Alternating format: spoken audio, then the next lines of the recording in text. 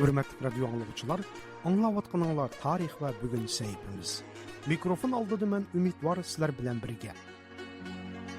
Tarix ve bugün sahibimizin bugün kısmında Uygurlar ve Uygur rayonunda besip ötken siyasi musafirlere ait hazırlangan programma diqqatingizda boludu. Kani merhamet, diqqatingizda tarix ve bugün sahibimizde bolsun. Uyghur ve O'rta Asiya tarixi boyunca onlagan ilmi tadqiqot kitoblari ve bir qancha yuz ilmiy maqolaning avtori ömür boyu qadimqi ve yaqinqi zaman Xitoy manbalari boyunca tarix tadqiqoti elib borgan O'zbekiston Fanlar akademiyasining yetakchi olimi, tarixshunos professor 81 yoshlik Ablat Xo'jayev apandi Xitoy manbalarida qayd qilingan Di deb atalgan xalqning asli turklar ekanligi, ana shu Di qatorli xalqlarning Uyg'urlarning va ajdodi hisoblanadiganligini o'ttirib qo'ydi. Ablat Xo'jayev yaqında Xitoyning g'arbiy chegaralarning shakllanish tarixi mavzuliq ilmiy kitobini Toshkentda rus tilida nashr qildirgan edi.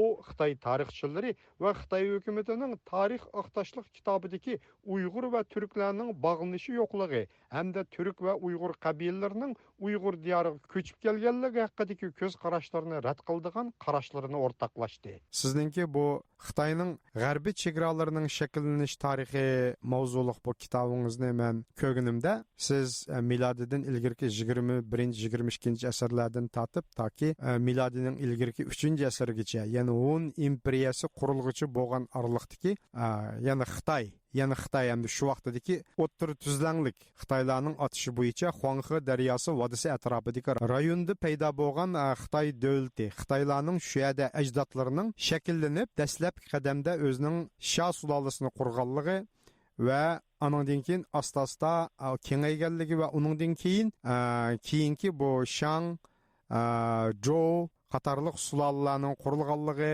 bu sulolalarning shimoldagi Xitoy manbalarida yana Di deb yozilgan xalqlar bilan bo'lgan aloqasi, uning oldidagi Guifang deb Xitoy manbalarida xotirlangan xalqlar bilan bo'lgan aloqasi, hatto urushlari shu vaqtdagi va boshqa masalalarni ta'kidlab o'tibsiz. Albatta, mushaqda bir tushuncha bersangiz, siz qanday manbalarga tayinib dedingiz bularni ko'z qarashlarni oldi bilan? Birinchidan, shu qadimgi manbalarning ichida qisqa bir ma'lumotlar uchraydi. Bular bir-biridan farq qiladi degan so'zlar bor. Undan keyin manba asliyat manbani orasida keyin nimalardan bu 3-5 asrlarda yaşagan tarixchilarning izohlarimi manba ichiga kirib ketgan izohlarmi bor. Shunday izohlardami uchraydi. Undan keyin buni Xitoy tarixchilarining asarlarida uchraydi. Manbalarda aniq bor. Ordosning sharqiy tarafida shimoldan janubga ketgan tog' bor. Tayxan tog'lari degan. Mana shu tog'ning g'arbiy etaklarida, sharqiy etaklarida chorva bilan shug'ullanadigan joylar bo'lgan. Shu yerlarda hammasida turkiylar yaşagan. Bularni Xitoy manbalarida Baydi deydi, undan keyin Chudi deydi, Jangji deydi. Üç xilga bo'ladi. Chudi degani janubiy turk. Bu Chudi degani o'sha Shandongga yaqin, Boxayga yaqin joylarda, undan keyin o'sha qadimgi Shalar bilan yonma-yon qo'shni bo'lib yashagan qismi. Başka Çudi'nin keyingi avlodlari bu Gaucho deyiladi.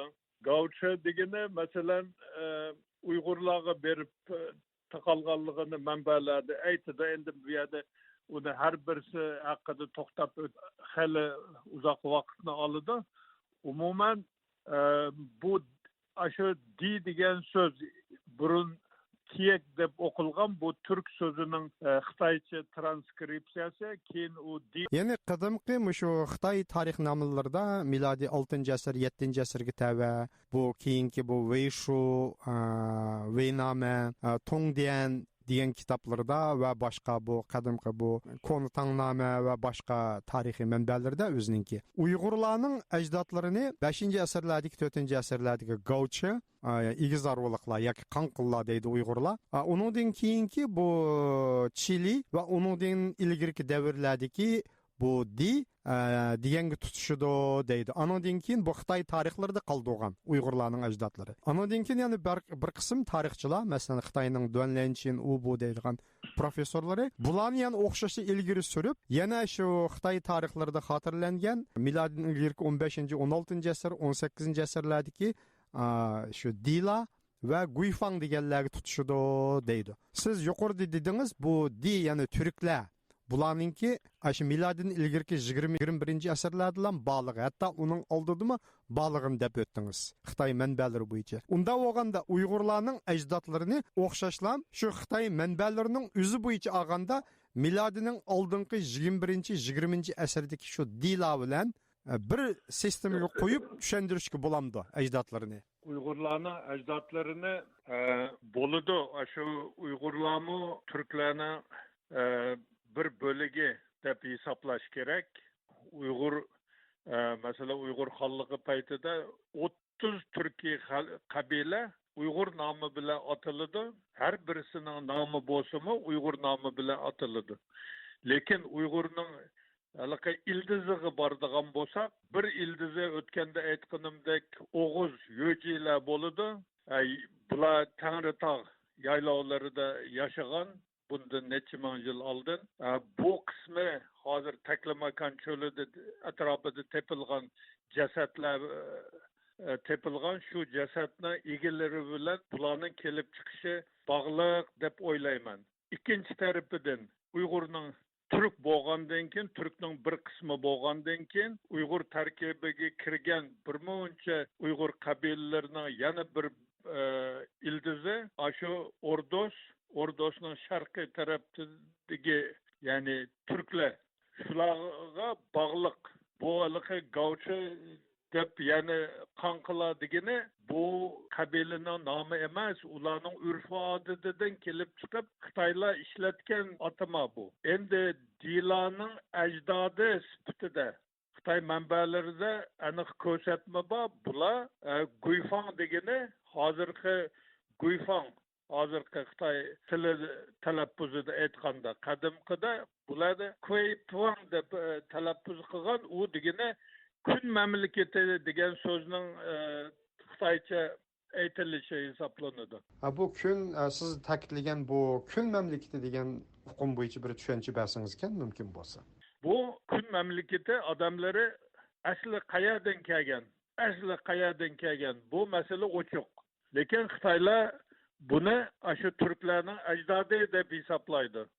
Deb atalgan turklarning ajdodi deb hozir ko'p Xitoy olimlari shu narsani shunday deb chiqdi.